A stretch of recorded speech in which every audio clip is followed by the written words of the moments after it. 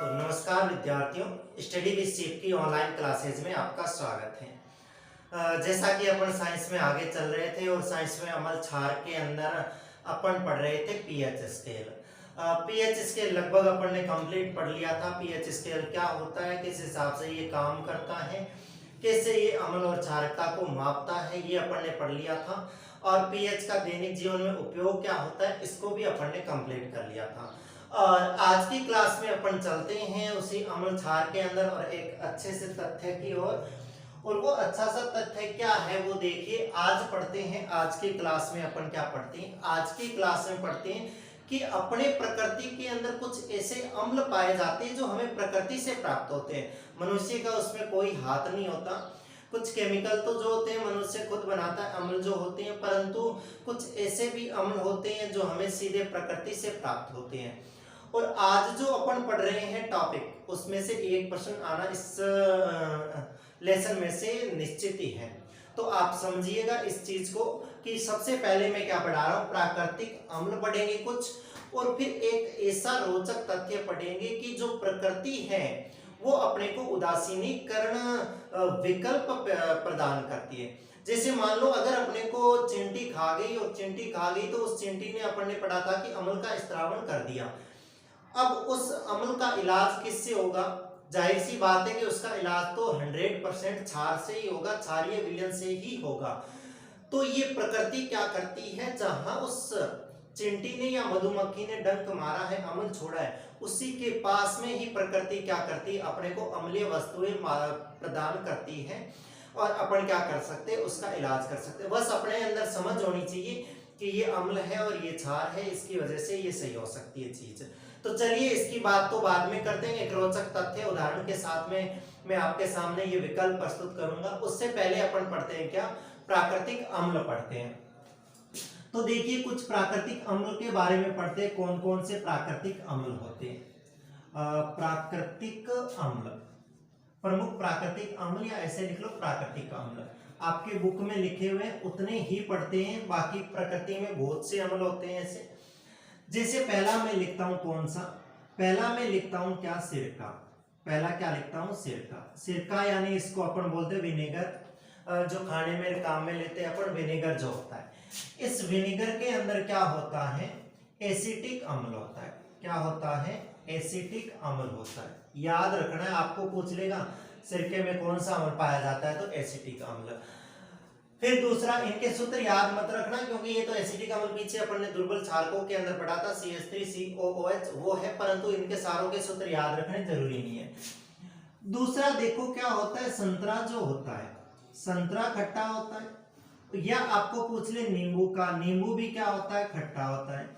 संतरा और नींबू जो होते हैं इनके अंदर पाया जाने वाला अम्ल जो है वो कौन सा अम्ल होता है, सिट्रिक अम्ल होता है। कौन सा अम्ल होता है, सिट्रिक अम्ल। तो आपको पूछ ले संतरे में कौन सा अम्ल पाया जाता था, आपको बताना है सिट्रिक अम्ल। और आपको पूछ ले नींबू में कौन सा अम्ल पाया जाता है, तो सिट्रिक अम्ल।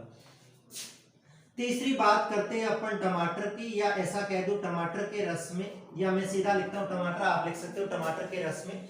टमाटर का रस जो होता है उसके अंदर कौन सा अम्ल पाया जाता है, उसके अंदर पाया जाता है ऑक्जेलिक अम्ल। कौन सा अम्ल, ऑक्जेलिक अम्ल पाया जाता है। याद रखिएगा इस नाम को, ऑक्जेलिक अम्ल बोलते हैं इसको, ऑक्जेलिक अम्ल। फिर आपको चौथा अम्ल जो है वो याद रखना है कौन सा, इमली जो होती है ना, इमली भी खट्टी होती है क्योंकि खट्टे पदार्थ जितने भी होते हैं उनके अंदर क्या होता है, अम्ल पाया जाता है। तो आपको इमली के अंदर भी याद रखना है कि कौन सा अम्ल पाया जाता है। इमली के अंदर पाया जाता है कौन सा, टार्ट्रिक अम्ल पाया जाता है। कौन सा अम्ल पाया जाता है, टार्ट्रिक अम्ल पाया जाता है। ये प्राकृतिक है, ये प्रकृति से मिलते हैं, मनुष्य का इसमें कोई हाथ नहीं है। इमली को बनाने में मनुष्य का कोई हाथ नहीं है, प्राकृतिक है। टमाटर को बनाने में मनुष्य का कोई हाथ नहीं है, उसके अंदर जो अम्ल पाया जाता है वो कैसा है, ऑक्जेलिक अम्ल है, प्राकृतिक अम्ल है। फिर इसके बाद में आगे देखते हैं पांचवा जो अम्ल है, पांचवा अम्ल अपन पढ़ लेते हैं। देखो जो खट्टा दूध होता है, अब खट्टा दूध होता है तो भाई इस खट्टे दूध को अपन क्या बोल सकते हैं, इस खट्टे दूध को अपन दही बोल सकते हैं ना।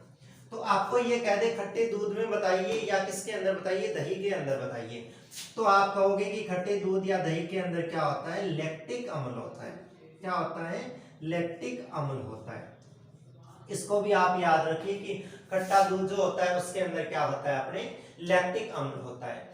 तो ये मैंने आपके सामने 5-7 जो लिखे, सिरके के अंदर एसिटिक अम्ल पाया जाता है, संतरे या नींबू के अंदर सिट्रिक अम्ल पाया जाता है, टमाटर के अंदर ऑक्जेलिक अम्ल पाया जाता है, इमली के अंदर टार्ट्रिक अम्ल पाया जाता है, और खट्टा जो दूध होता है उसके अंदर क्या पाया जाता है, लैक्टिक अम्ल पाया जाता है। ऐसे आप इसको उतार लीजिए। फिर इसके बाद में अपन चलते हैं आगे, जो अपना दूसरा तथ्य है उस पे। तो इसको आप फटाफट अपनी कॉपी के अंदर उतार लीजिए। इसके बाद में आगे चलते हैं अपन क्या, और आगे चलते हैं एक ऐसे रोचक तथ्य पर, ऐसे रोचक तथ्य पर कि ऐसे हेडिंग डालू, तो मैं यहाँ डाल दूं हेडिंग कि ये लिख दूं प्रकृति द्वारा प्रदत्त, हेडिंग ये लिखूं प्रकृति द्वारा प्रदत्त उदासीनीकरण विकल्प, प्रकृति द्वारा प्रदत्त उदासीनीकरण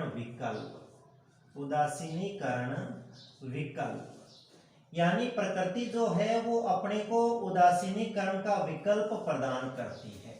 कैसे करती है, आपसे पेपर में सीधा ऐसे पूछा जाएगा, कैसे बताइए प्रकृति किस प्रकार उदासीनीकरण विकल्प प्रस्तुत करती है या विकल्प प्रदान करती है हमें, तो उसको लिखना होगा। उसको लिखना होगा तो मैं एक और लिख देता हूं, देखो वो यही काम आने वाला है।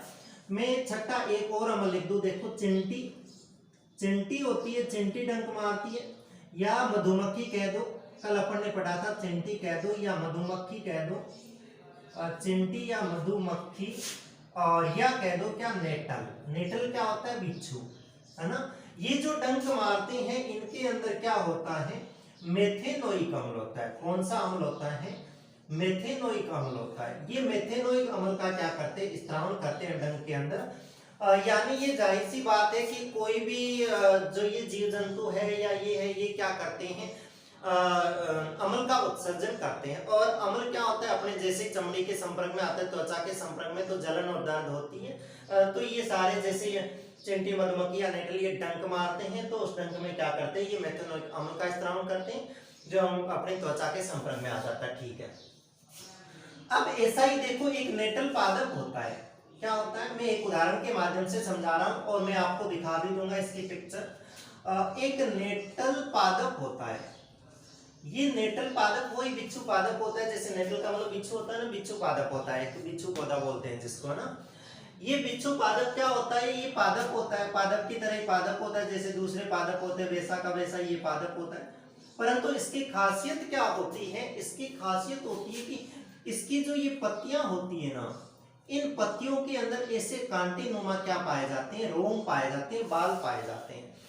जो ये नेटल का पादप है, इस पादप के अंदर क्या करते हैं, जो उसकी पत्तियां होती है, उस पत्तियों के अंदर क्या होते हैं, कांटे नुमा क्या पाए जाते हैं, रोम पाए जाते हैं, बाल पाए जाते हैं। अगर अपन क्या करें, ये ज्यादातर वैसे इनको बोले तो ये शाकीय पादप होते हैं, छोटे पादप होते हैं, 1 मीटर ऊंचाई के होते हैं ये, इसलिए इनको शाकीय पादप बोलते हैं। ये जो शाकीय पादप होते हैं ये छोटी ऊंचाई के होते हैं, इनकी जो काष्ठ होती है वो बहुत कम होती है, अकाष्ठीय पादप बोलते हैं इनको। ये जो शाकीय पादप है इनके अगर गलती से, बाकी ये कहाँ पाए जाते हैं ये भी ध्यान रखना, ये पहाड़ी क्षेत्रों में पाए जाते हैं। ये लिख दो, ये पहाड़ी क्षेत्रों में, पहाड़ों पर पाए जाते हैं।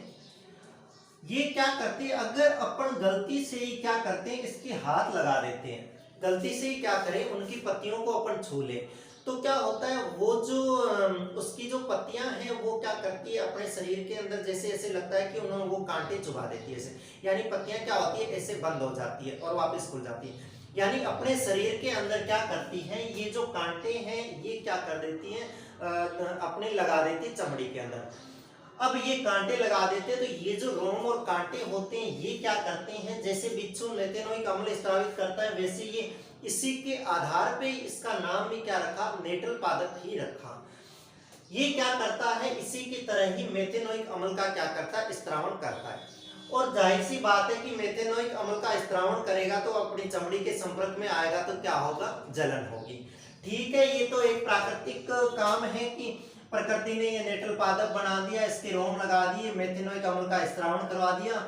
जैसे मनुष्य गलती से भी इसको टच करेगा उसकी चमड़ी पे ये मेथेनोइक अम्ल छोड़ देंगे, जिससे उसको दर्द और जलन होगी। ठीक है, परंतु प्रकृति क्या करती है, एक और काम करती है। प्रकृति इसी पादप के पास में एक और पादप लगा देती है और उस पादप का नाम क्या रखा जाता है, उस पादप का नाम रखा जाता है डोक पादप। क्या नाम रखा जाता है, डोक पादप रखा जाता है। ये डोक पादप इसके पास में ही पाया जाता है, जो ये नेटल पादप होता है इसके पास में ही पाया जाता है। और ये अगर जैसे ही क्या होता है, ये शाकीय पादप है, इसके नेटल के पादप के अपना हाथ लग गया, हाथ में मेथेनोइक अम्ल छोड़ दिया इसने, अगर उसी समय अपन इसके पास में ये पौधा पाया जाता है डोक पादप, इसकी पत्तियों को रगड़ के उस पे लगा लेते हैं, तो ये क्या करता है, इसके अम्ल के प्रभाव को क्या कर देता है, नष्ट कर देता है, उदासीन कर देता है।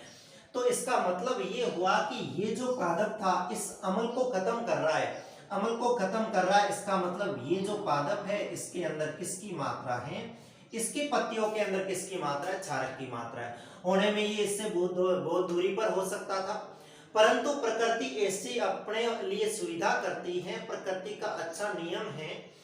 ये क्या करती है, जहां पे नुकसान होता है वहीं पे उसका फायदा पहुंचाने वाली चीज भी पास में रखी होती है। बस ये ध्यान रखना होता है कि अपने को उस चीज को काम में लेने का कितना नॉलेज है, अपने को इन पादपों के बारे में कितना नॉलेज है कि ये नेटल पादप है और ये डॉग पादप है। अगर नेटल पादप से अपने अम्ल स्रावित हो गया चमड़ी पे, तो अपन क्या करेंगे, इससे इसको क्या कर देंगे, खत्म कर देंगे, उदासीन कर देंगे। तो इसलिए अपन कह सकते हैं कि ये जो नेटल पादप है ये एक तरह का अम्लीय पादप है, और ये जो डोक पादप है ये एक प्रकार का क्या है, क्षारकीय पादप है।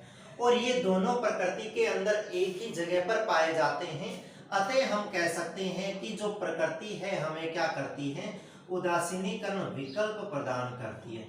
कि आपके अगर अम्ल से पार नहीं पड़ रही ना, तो आप क्या करो, उस पर ये क्षारक लगा लो, क्या हो जाएगा, आपका जो विलयन है अम्लीय वो क्या हो जाएगा, उदासीन हो जाएगा। तो इस हिसाब से ये जो है टॉपिक अपना, यानी वो पेपर में कहेगा कि सिद्ध कीजिए कि प्रकृति हमें उदासीनीकरण विकल्प प्रदान करती है। तो आप उसको क्या लिख के बताओगे, मैं बोल रहा हूं आप लिख लीजिए, क्योंकि इतनी थ्योरी लिखनी संभव नहीं है यहाँ पे। आप इस हिसाब से लिखोगे कि नेटल एक शाकीय पादप है। क्या लिखोगे, नेटल एक शाकीय पादप है जिसकी पत्तियों पर कांटेनुमा रोम पाए जाते हैं। नेटल एक शाकीय पादप है जिसकी पत्तियों पर कांटेनुमा रोम पाए जाते हैं। ये पौधा पहाड़ी क्षेत्रों में पाया जाता है। यह पौधा पहाड़ी क्षेत्रों में पाया जाता है। यह पहाड़ी क्षेत्रों में पाया जाता है। लिखने में भले लिख लो, इसकी लंबाई लगभग 1 मीटर होती है। इसकी लंबाई लगभग 1 मीटर होती है। यह अकाष्ठीय पादप होता है, यानी काष्ठ नहीं होती इसके अंदर, यह अकाष्ठीय पादप होता है। आप इसके बारे में जितनी बातें जानते हो लिख लीजिए। मैं अभी आपको थोड़ी देर में स्क्रीन पे भी दिखा दूंगा इसको, वहां से भी लिख सकते हो। क्या लिखोगे कि नेटल एक शाकीय पादप है जो पहाड़ी क्षेत्रों में पाया जाता है। इसकी ऊंचाई लगभग 1 मीटर होती है तथा यह छोटा तथा अकाष्ठीय पादप होता है। आगे लिखना, यदि कोई व्यक्ति भूलवश इसकी पत्तियों को छू लेता है तो इसकी पत्तियों में लगे हुए रोम मनुष्य के या उस हाथ पर मेथेनोइक अम्ल का स्त्रावण करते हैं। क्या लिखोगे कि यदि कोई व्यक्ति उसे छू लेता है तो उसकी पत्तियों पर लगे रोम द्वारा उस मनुष्य की त्वचा पर मेथेनोइक अम्ल का स्त्रावण किया जाता है, जिससे जलन तथा दर्द का अनुभव होता है।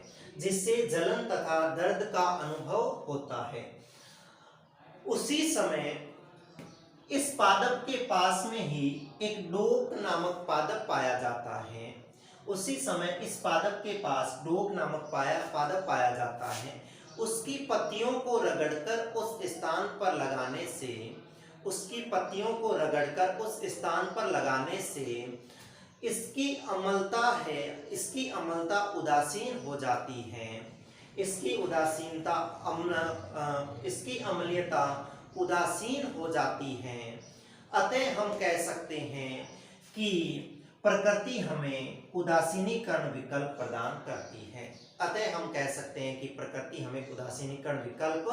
प्रदान करती है। तो ये थी आज की क्लास अपनी। क्योंकि इसमें मैं ज़्यादा नहीं खींच रहा इस क्लास को, क्योंकि ये टॉपिक एक अलग टॉपिक है, ये महत्वपूर्ण टॉपिक है। ये जो मैंने 6 नाम लिखे हैं, 6 के अंदर 2 ये एक्स्ट्रा और 1 ये 3, 6 3 ये मानो 9-10 नाम है, 9-10 अम्ल है ये, हालांकि अम्ल तो ये 6 ही है। ये 10 नाम है, इनसे आपको सीधा सीधा प्रश्न पूछ लेगा कि मधुमक्खी के डंक में कौन सा अम्ल पाया जाता है, टमाटर के रस में कौन सा अम्ल पाया जाता है, ये सारे सीधे सीधे पूछ लेगा। तो आपको याद रखना है और ये आपसे पूछ सकता है। आप पहले देखिए, आपको मैं यहाँ पे पिक्चर दिखाता हूँ और ये जो अपने विवरण लिखा हुआ है किताब के अंदर, उसकी पूरे की मैं आपके सामने पिक्चर प्रस्तुत करता हूँ। आपको अगर मेरी भाषा क्लिष्ट लगे तो आप यहाँ से इसको उतार सकते हो। तो देखो ये पादप है, ये नेटल पादप की पिक्चर दे रखी है अपने को साइड में और इसका वर्णन लिख रखा है, आप यहाँ से इसको लिख लीजिएगा। चलिए अब आगे चलते हैं अपन, और आगे तो इस क्लास में तो अपन इतना ही पढ़ेंगे, आगे नहीं पढ़ेंगे, क्योंकि आगे जो क्लास है वो आगे क्लास अपनी लवणों की स्टार्ट हो जाएगी, लवण शुरू हो जाएंगे। अम्ल और क्षार जो थे वो अपने यहाँ तक ही खत्म हो जाते हैं, क्योंकि अम्ल और क्षार की लगभग अपने 7-8 क्लासें हो गई, तो इसलिए ये अम्ल की क्लास में यहीं समाप्त करता हूँ, छोटी क्लास है।